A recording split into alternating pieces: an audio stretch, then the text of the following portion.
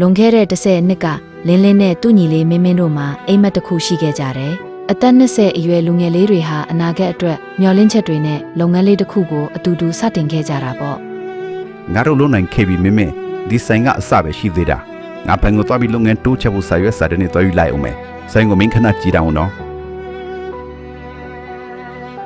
ဒါပေမဲ့မင်းမင်းကတော့စူးစမ်းခြင်းစိတ်မရှိခဲ့ဘူး။အခုချက်ချင်းအရာအလုံးကိုလိုချင်ခဲ့တာ။လင်းလင်းမရှိတဲ့အချိန်မှာမင်းမင်းကအကိုဖြစ်သူရဲ့လက်မှတ်ကိုအတူထိုးပြီးဆိုင်ကိုရောင်းပိုက်ဆံတွေအားလုံးယူပြီးထွက်ပြေးသွားခဲ့တယ်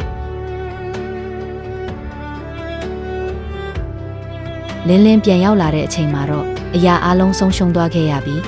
အဲ့ဒီနေ့ကစားပြီးသူ့ညီပေါ်ထားတဲ့ချစ်ချင်းတွေဟာပျောက်ကွယ်သွားပြီးနာကြီးမှုဆိုတဲ့လေးလံနဲ့ကြောက်ခဲကြီးတစ်ခုဝင်ရောက်လာခဲ့တယ်နောက်ထပ်တစ်ဆက်နှလုံးလုံးလင်းလင်းဟာစရုပ်တရုပ်လိုအလုပ်လုပ်ခဲ့တယ်သူဟာသူထေးတစ်ယောက်ဖြစ်လာပေမဲ့ဘယ်တော့မှမပြုံးတော့ဘူးသူချမ်းသာလာပေမဲ့သူ့ရဲ့နာကျင်မှုတွေကြားမှာသူကိုယ်တိုင်အကျဉ်းချနေခဲ့တာပါမိုးသေးထန်စွာရွာနေတဲ့ညတညမှာလင်းလင်းဟာလူတစ်ယောက်ကိုတွေ့လိုက်တယ်မင်းလား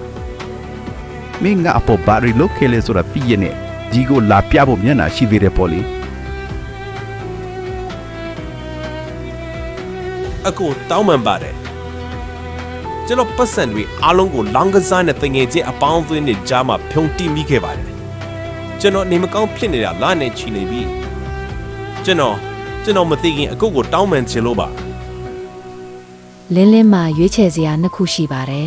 သူ့ညီဒုက္ခရောက်နေတာကိုကြည့်ပြီးထွက်သွားမလားဒါမှမဟုတ်မဖြစ်နိုင်တာကိုလုံးမလားဆိုတာပါပဲကားဖို့တက်မင်းဒါကမင်းကိုခံထိုက်လို့လုပ်ပေးတာမဟုတ်ဘူး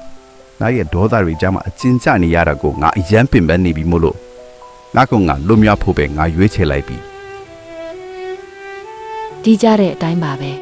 အာဝါဒကိုစုပ်ကင်ထားတာကကိုယ်တိုင်အစိတ်တောက်ပြီးတစ်ဖက်လူတင်မာကိုစောင့်နေတယ်လို့ပါပဲတင်ကတစ်ဖက်လူကိုခွင့်လွှတ်လိုက်တဲ့အခါအတိတ်ကိုပြောင်းလဲလို့မရပေမဲ့တင်ရဲ့အနာဂတ်ကိုတော့တေချာပေါက်ပြောင်းလဲနိုင်ပါတယ်ဒါဟာလွတ်မြောက်ခြင်းရဲ့ရှို့ဝှက်ချက်ပါပဲဒဏ်ရာကဘလောက်ပဲနှဆိုင်ပါစေခွင့်လွှတ်ခြင်းဆိုတာစိတ်လိငင်ကိုကုသပေးနိုင်တဲ့တစ်ခုတည်းသောစိတ်တစ်ခွက်ဖြစ်ပါတယ်အချင်းချင်းကျေးဇူးပြုခြင်းတနာစုံမခြင်းရှိကြလော့ဖျားသခင်သည်ခေတ္တနာတင်တို့ကိုခွင့်လွှတ်တော်မူသည်နည်းတူအချင်းချင်းခွင့်လွှတ်ကြလော့အေဖတ်ထောဝါဒစာခန်းကြီး၄အခန်းငယ်30နှစ်